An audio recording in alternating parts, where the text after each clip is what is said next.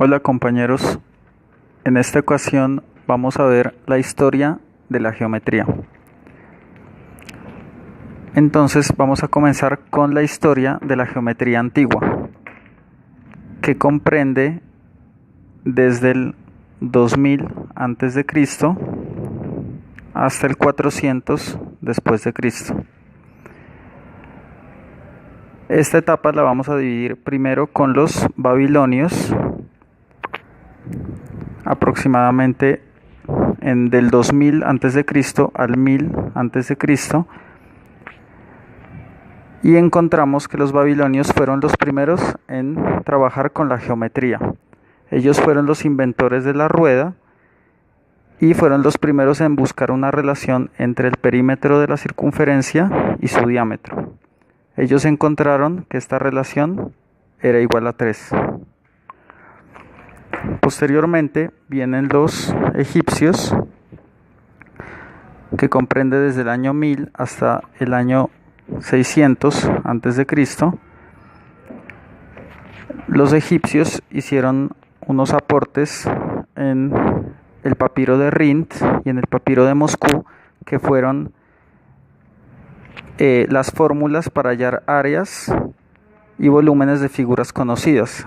En las áreas podemos encontrar el triángulo, el cuadrado y el rectángulo, y en los volúmenes encontramos los volúmenes del cubo y el volumen de las pirámides.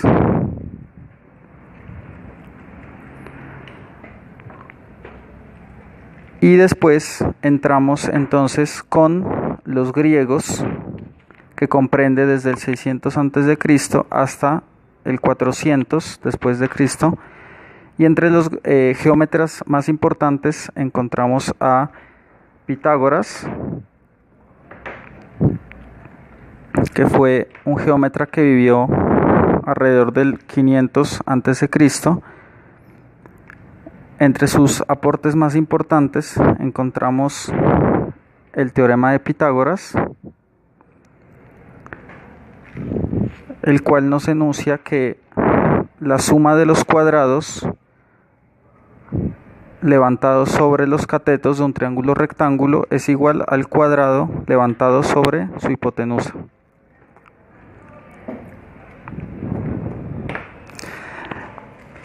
Otro de los geómetras importantes griegos fue Euclides, que vivió alrededor del 300 a.C. Y Euclides es muy reconocido porque recopiló todos los conocimientos geométricos hasta ese momento en su obra más importante, que fueron los Elementos, en donde está recopilado todos los conocimientos hasta ese momento de geometría plana, del espacio y algo de teoría de números. Y por último, otro de los geómetras importantes es Arquímedes, que vivió alrededor del 200 a.C.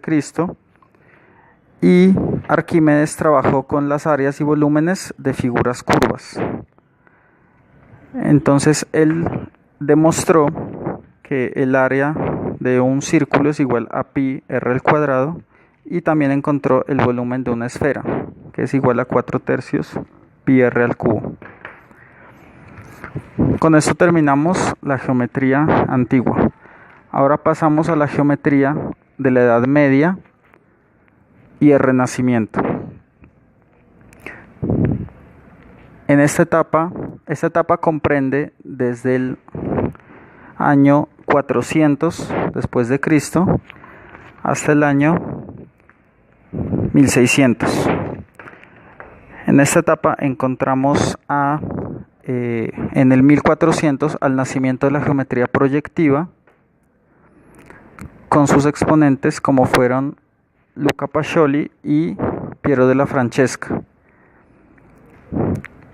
Estos fueron pintores, los cuales aportaron al inicio de la geometría proyectiva desde la pintura y la escultura, y ellos encontraron que las rectas paralelas se cortan en un solo punto llamado el punto de fuga, contradiciendo la geometría euclidiana. En el año 1500, entre el 1500 y el 1600, aparece el nacimiento de la geometría analítica por parte de René Descartes. René Descartes crea un nuevo vínculo entre la geometría y el álgebra.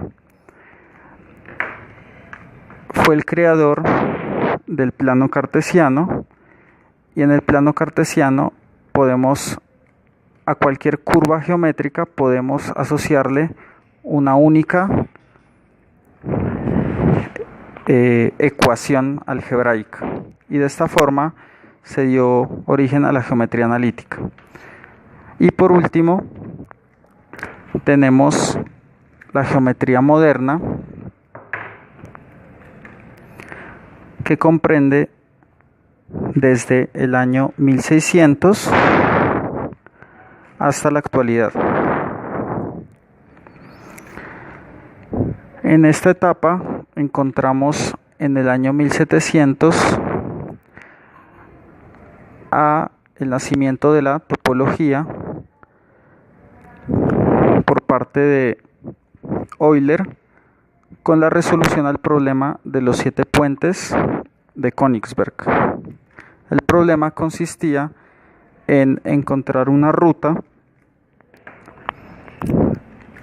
y en pasar por 7 puentes sin repetir ninguno de ellos y pasando por todos los puentes. Euler dio la solución al problema usando la topología, que es una rama de la geometría en la cual las medidas no son importantes. Después encontramos en 1800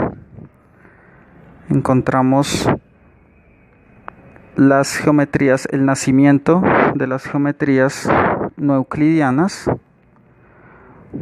con sus exponentes más importantes como son Bolyai, Lobachevsky, Gauss y Riemann. En este podemos encontrar que la suma de los ángulos en un triángulo hiperbólico es menor a 180.